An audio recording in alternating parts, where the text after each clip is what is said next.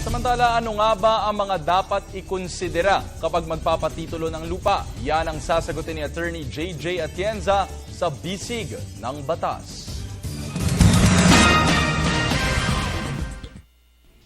Nag-email po si Luisa patungkol sa kanilang lupa. Kasalukuyan daw silang nakatira ngayon sa lupa ng kanilang lolo at ang naturang lupa daw ay walang anumang kasulatan kundi mga tax declaration lamang.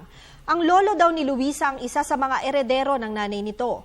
Ang tatay naman ni Luisa ang pangalawa sa panganay sa magkakapatid. At sa kanya daw ipinaubaya ng kanyang lolo ang lupa kung saan sila nakatira. Hindi pa raw napapatituluhan ng kanyang lolo ang lupa. Ibinigay daw ng kanyang lolo sa kanyang tatay ang lahat ng papeles at sinabing ayusin ang pagpapatitulo nito. Ang tanong ni Luisa ay kung maiaayos daw ba ng kanyang ama ang titulo sa pangalan nito, may habol pa daw ba ang mga kapatid ng kanyang ama. May kanya-kanya naman na daw natirahan sa ibang lupa ng kanyang lolo, ngunit lahat daw ng iyon ay mga walang kasulatan.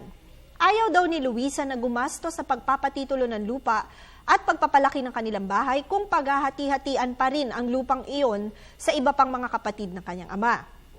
Luisa, mula sa iyong salaysay, hindi maiiwasan na ang mga kapatid ng iyong ama ay maging interesado tungkol sa lupang ito dahil sila rin naman ay itinuturing sa ilalim ng ating batas na mga tagapagmana ng iyong mga lolo at lola.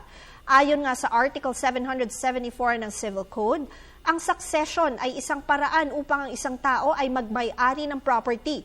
Subalit ang paglilipat nito ay maaari lamang mangyari sa pagkamatay ng isa o di naman kaya ay by operation of law.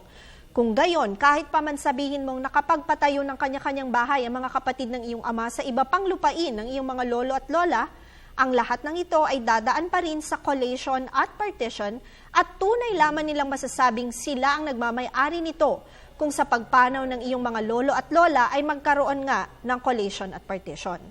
Tandaan na ang aming opinyon ay limitado lamang sa mga impormasyong inyong ibinigay sa amin at maaari itong mag-iba, depende pa sa karagdagan detalye.